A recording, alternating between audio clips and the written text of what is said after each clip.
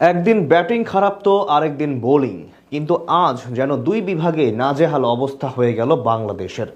মাত্র 11 রানের ব্যবধানে 6 উইকেট হারিয়ে অদ্ভুতভাবে ম্যাচ হারল টিম টাইগার্স। কাণ্ডজ্ঞানহীন কাকে বলে সেটাই যেন প্রমাণ করল শান্ত মিরাজরা। আফগানদের বিপক্ষে এমন লজ্জাজনক পরাজয় নিয়ে বিস্তারিত জানবো রিপোর্টে। না, এটা লজ্জাজনক, এটা ন্যাক্কারজনক। আফগানিস্তানের কাছে ওয়ানডে সিরিজে বাংলাদেশ 3-0 ব্যবধানে হেরেছে। বাংলাদেশের মুখে চুনকালি মেরে দিয়েছে আফগানিস্তান, এবং এই তৃতীয় ওয়ানডে ম্যাচটাতে আমরা যেভাবে খেললাম তাতে মনে হচ্ছে বাংলাদেশ আসলে ওয়ানডে ক্রিকেটটা বিলং করে না। আমরা বোধহয় ওয়ানডে ক্রিকেটটা খেলা ভুলেই গিয়েছি। আমার মনে পড়ে না যে সেই 2004 পরে গত 20 বছরে এত বাজে ওয়ানডে ক্রিকেট বাংলাদেশ কখনো খেলেছে, কোন অবস্থাতে খেলেছে। আমরা মনে হচ্ছিল যেন একেবারে ওয়ানডে ক্রিকেটের শিশু হয়ে গিয়েছে। আফগানিস্তান আমাদেরকে নাচিয়েছে, একেবারে পুতুল নাচ করিয়ে ছেড়েছে। 200 রানের ব্যবধানে আমরা আফগানিস্তানের কাছে হেরে গেলাম একটা ওয়ানডে ম্যাচে। এরপরে আর কোনো কিছু বলার মুখ থাকে বলেন তো দেখি? আফগানিস্তানের বিপক্ষে সিরিজের প্রথম 2টা ম্যাচে আমরা খারাপ খেলেছি, বাজে খেলেছি, যথেষ্ট বাজে খেলেছি। কিন্তু আমরা যে আসলে কত বাজে খেলতে পারি, আমাদের এই ওয়ানডে দল যে কত বাজে খেলতে পারে, আমাদের এই মেহেদী হাসান মিরাজের দল যে কত বাজে খেলতে পারে, সেইটা যেন শেষ ম্যাচের জন্য তারা জমিয়ে রেখেছিল। যেইখানটাতে আফগানিস্তান আগে ব্যাটিং করে 293 রান পর্যন্ত করে, আর জবাব দিতে নেমে আমরা মাত্র 93 রানে অল আউট হয়ে যাই।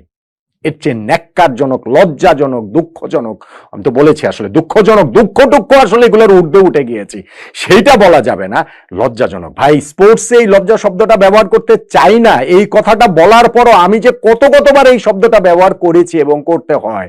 আজকের এই পারফরমেন্স দেখার পরে আপনার যদি লজ্জা না লাগে, তাহলে আসলে ভাই বাংলাদেশ ক্রিকেট নিয়ে হয় আপনি ভীষণ রকম আশাবাদী, অতি আশাবাদী,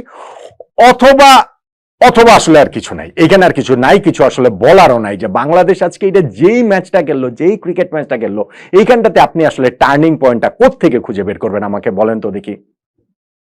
293 রান, অনেক বেশি রান, অনেক রান আফগানিস্তান করে ফেলেছে তাদের এই বোলিং লাইন আপের বিপক্ষে। আমাদের এই ব্যাটিং, যেই ব্যাটিংটার আসলে অ্যাবসলিউটলি কিচ্ছু নাই।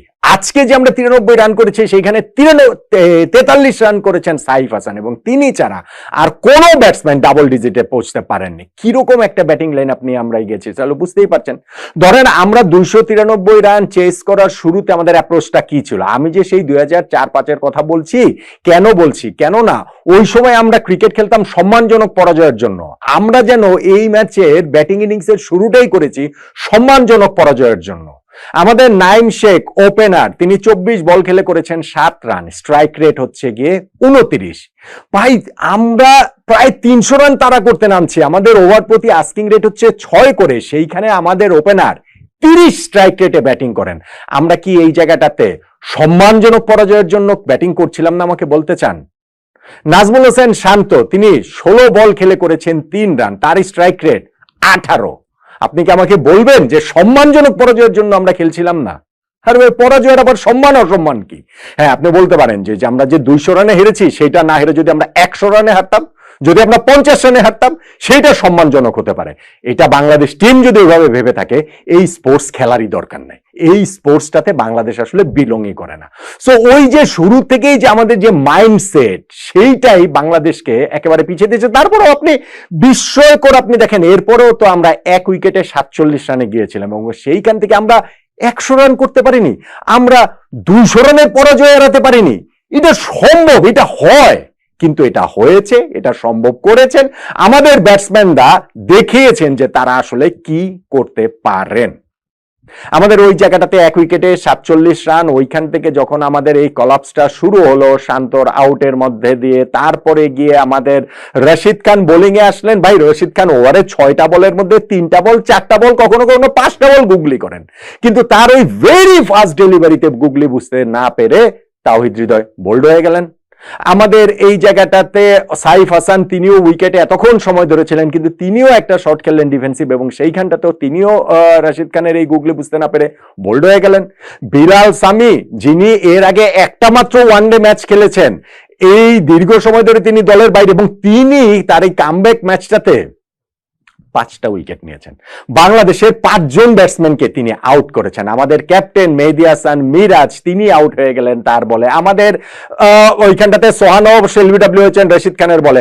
আবার ধরেন আমাদের শামীম পাটোয়ারি, মাই গুডনেস, তিনি যেভাবে রান আউটটা হয়েছেন, স্টুপিড, একেবারে পুরোপুরি স্টুপিড একটা রান আউট তিনি হয়েছেন। না হলেও যে খুব একটা কিছু করে ফেলতে পারতেন বিষয়টা সেইটা নয়। আমাদের শেষ দিকে গিয়ে এমন একটা অবস্থা দাঁড়িয়েছে যখন একের পর এক উইকেট পড়ছে, একের পর এক উইকেট পড়ে যাচ্ছে, আমরা ভাবছিলাম শুধুমাত্র যে 100 রান বাংলাদেশের হবে তো, 200 রানের পরাজয় বাংলাদেশ এড়াতে পারবে তো, এমন ভাবে আমরা ভাবছিলাম যেন বাংলাদেশ 100 যদি করতো, বাংলাদেশ যদি 200 রানের পরাজয় এড়াতে পারতো, তাহলে যেন আমরা একটা বিরাট কিছু করে ফেলতাম।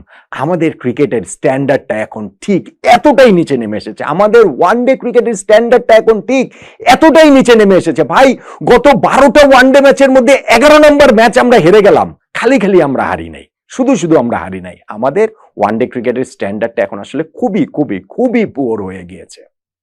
এবং তার আগে যখন আমরা বোলিং করছিলাম, সেইখানে আফগানিস্তান যে 293 রান করলো, সেই জায়গাটা তো অনেকগুলো জায়গা রয়েছে যেখানে বাংলাদেশ আরো ভালো করতে পারতো, ডেফিনেটলি ভালো করতে পারতো। ধরেন ওদের ওপেনিং পার্টনারশিপে 99 রান হয়ে গিয়েছিল, রামানুল্লাহ গুরবাজ এবং ইব্রাহিম জাদরান। সেই পার্টনারশিপটা ব্রেক করলেন এসে তানভীর ইসলাম বা আমাদের বাত ইসমিন LBW করলেন তিনি গুরবাজকে। তারপরেও 30 ওভার শেষে ওরা 1 উইকেটে 169 রানে পৌঁছে গেল, যেইখান থেকে 300, 320, 340 হওয়াটাও অস্বাভাবিক না।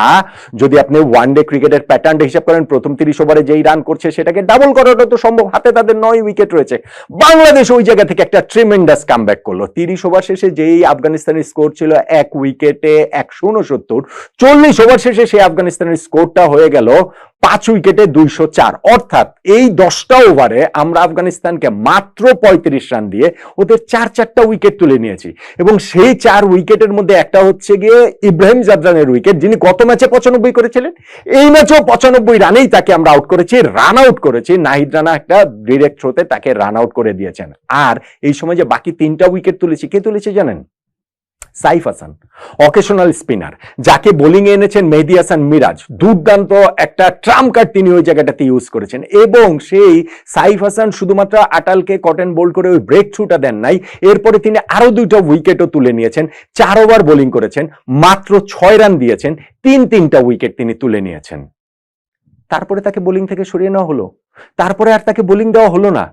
এটা একটা বিস্ময়কর ব্যাপার। হ্যাঁ, আপনি যখন অকেশনাল প্লেয়ারদের দিয়ে, মানে যারা পার্ট টাইমার যারা রয়েছে তাদেরকে দিয়ে আপনি বোলিং করাচ্ছেন, নট নেসেসারিলি আপনার তাদের উপরে পুরো ফুল কোটা 10 ওভারই করিয়ে দিতে হবে। কিন্তু ভাই, একটা বোলার 4 ওভার বোলিং করে মাত্র 6 রান দিয়েছেন এবং ওই পরিস্থিতিতে 3টা উইকেট তুলে নিয়েছেন। ক্যাপ্টেন মেহেদী হাসান মিরাজ তাকে বোলিং থেকে সরিয়ে তো নিলেনই, আর তাকে বোলিং এ ফিরিয়ে আনলেন না। ভীষণ রকমের বিস্ময়কর, ভীষণ রকমের এটা বিস্ময়কর সিদ্ধান্ত। আমরা ওই 40 ওভারের পরও কিন্তু ওই কামব্যাকটা ধরে রেখেছিলাম। আরো 2টা উইকেট ওমর জাই এবং রশিদ খানের উইকেটটাও আমরা তুলে নিয়েছিলাম। স্পেশালি রশিদকে যখন আউট করলেন মিরাজ 44 নম্বর ওভারে, আফগানিস্তান 221 রানে 7 উইকেট হারিয়ে ফেললো। তাদের তখন যে ইনিংসটা তাদের 300, 350 হয়ে যেতে পারতো, সেইটাকে আমরা 250-র মধ্যে আটকে রাখতে পারি কিনা এরকম একটা অবস্থাতে কিন্তু আমরা চলে গিয়েছিলাম।